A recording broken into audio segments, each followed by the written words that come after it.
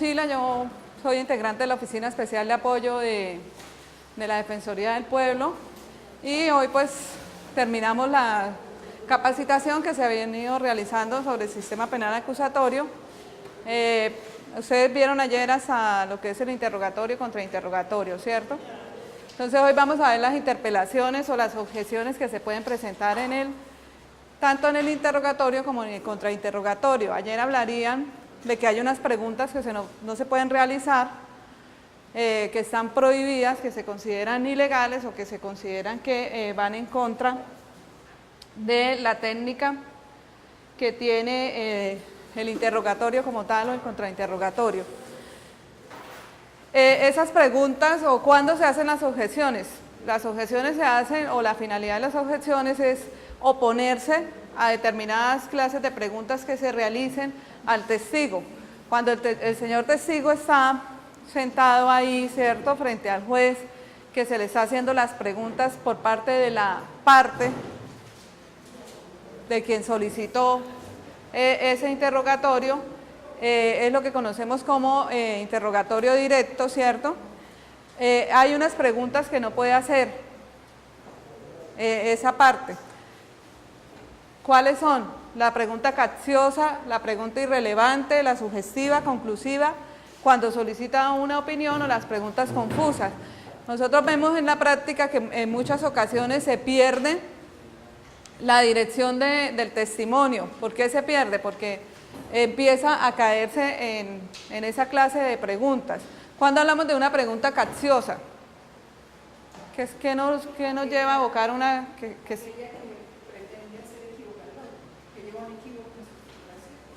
La verdad, capciosa no se lo induce a afirmar algunas cosas que se utilizan artimañas, ¿cierto?, para llevar al testigo a que haga ciertas manifestaciones.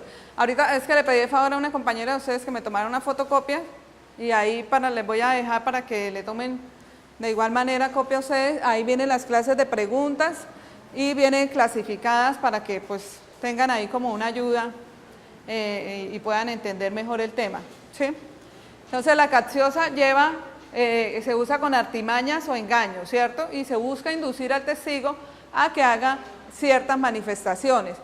Por ejemplo, si tenemos un testigo de un homicidio en el cual se está investigando un homicidio y el testigo señala estar dentro del lugar en donde ocurrieron los hechos. Vamos al ejemplo de que sea un local comercial. Y el testigo ha dicho, sí, en el momento de los hechos yo me encontraba dentro del local comercial. Hasta ahí estamos claros, ¿cierto? Si el interrogador, quien está haciendo las preguntas, a pesar de que el testigo ya ha dicho que se encontraba en cierta parte, por lo menos el testigo pudo haber dicho, yo me encontraba en la parte de las carnes y el homicidio ocurrió en la parte de las ropas, donde se venden ropas.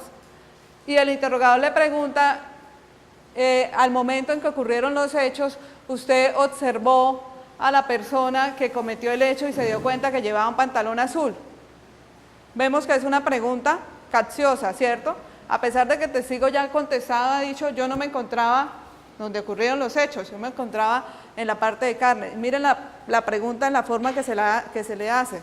Se le está diciendo que se encontraba en el lugar en donde ocurrió el homicidio y además se le está llevando a que en su mente tenga que la persona que cometió el homicidio tenía un pantalón azul, ¿cierto? Esa es una pregunta engañosa que busca con artificios inducir al testigo a contestar algo.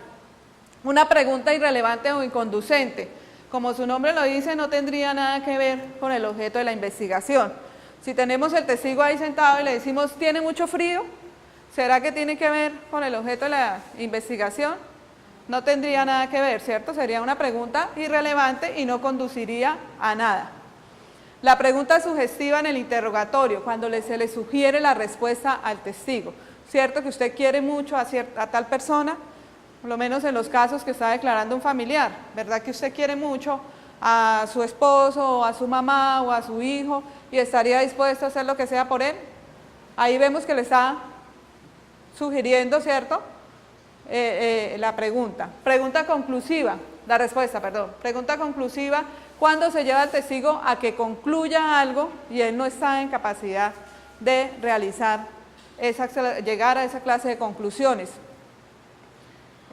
O se pretende que el testigo cierre su interrogatorio con una conclusión, cuando no está capacitado para ello.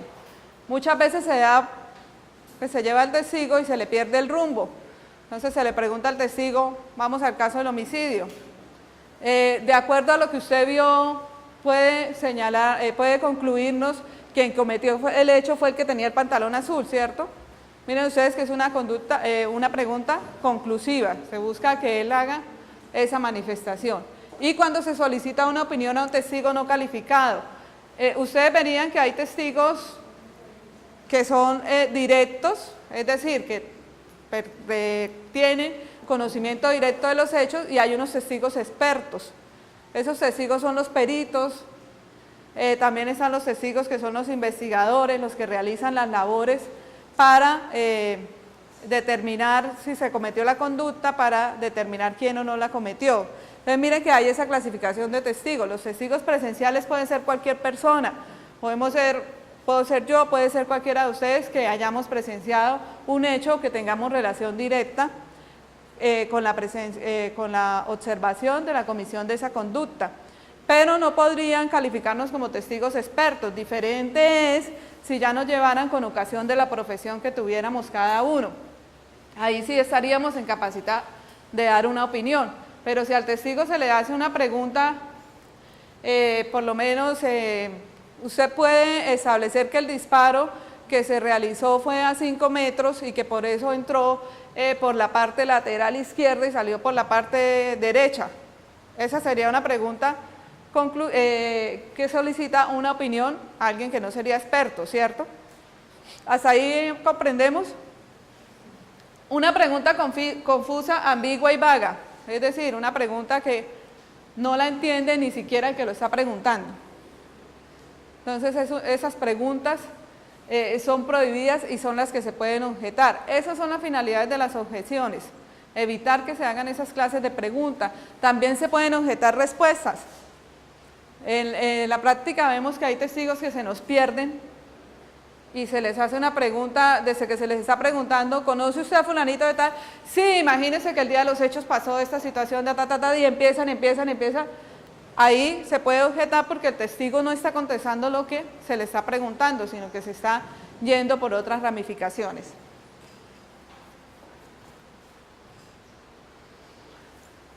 Pregunta especulativa.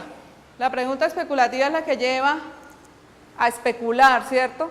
Podríamos decir que el testigo empieza a hablar de lo que realmente no sabe o empieza a divagar sobre sus respuestas, o en la pregunta de igual manera se le ha hecho de esa forma. Pregunta argumentativa. Cuando se argumenta, se le hace la pregunta al testigo y se argumenta el motivo por el cual se le está preguntando. Las preguntas, recuerden ustedes que deben ser claras, cortas, precisas, ¿cierto? No puede uno, o no queda bien uno hacer unas preguntas muy extensas, porque eso llevaría necesariamente a confusiones y a evitar que el testigo pueda llegar a responder con claridad. Pregunta compuesta. Las preguntas compuestas son las que prácticamente tenemos varias preguntas ahí. Se está preguntando, díganos por qué, cuándo y dónde, o cómo, de qué manera. La repetitiva, en relación con la pregunta repetitiva, en ocasiones es bueno hacerlas. Claro que no les estoy queriendo decir que siempre deben haber, porque se puede objetar una pregunta repetitiva.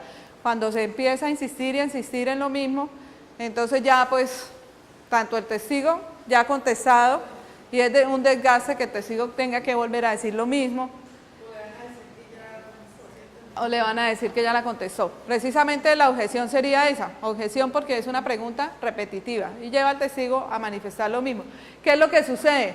En el contrainterrogatorio se puede, obviamente, presentar de otra forma y repetir las preguntas, pero no repetirlas tal cual las hizo la parte que realizó la prueba, sino repetirla de otra forma, para que, si es de interés de esa parte, que quede en la mente del juez de lo que está manifestando el testigo. Tendenciosa es las que van en contra del mismo testigo.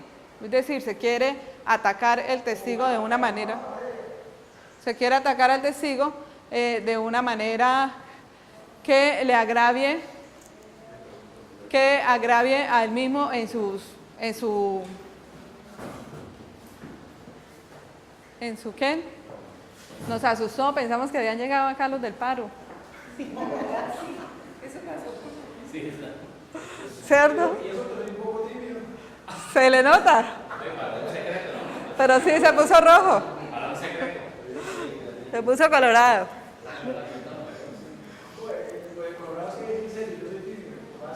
Ajá. La fuerza que yo tengo para pelear contra esa timidez es más grande. Sí. Pero en mi rostro, yo no se puede ver una mentira, eso es fácil porque me pongo esas cuestiones como un tomate. Claro. No puedo decir nada. No puedo decir mentiras. No, para los besitos no puedo decir mentiras. No. Cuando digo mentira, pero machando lo pongo así.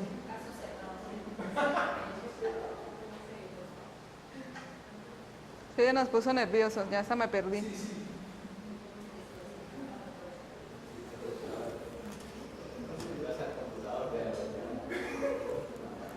La verdad que sí.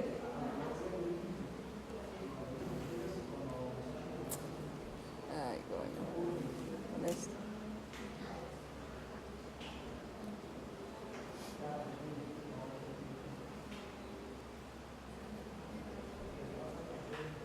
Bueno, íbamos en la tendenciosa, ¿no? Amparada por privilegio. ¿Qué es un privilegio? ¿Un qué? Es un fuero. ¿Y qué significa un fuero? Una calidad especial que se le da a una persona, ¿cierto? Esa calidad especial o ese reconocimiento se le puede dar con ocasión de ¿qué? De la profesión, del cargo. Entonces hay un artículo de la norma en donde se establece que por lo menos el abogado no está obligado a testificar sobre lo que ha hablado con su cliente, ¿sí? Los médicos, psicólogos, que es lo que conocemos como el secreto profesional. Vamos a mirar.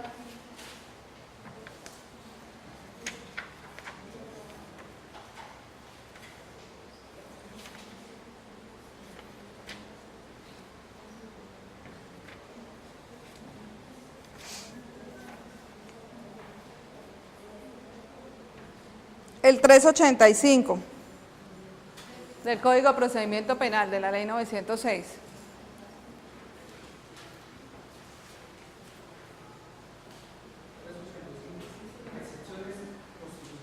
Sí.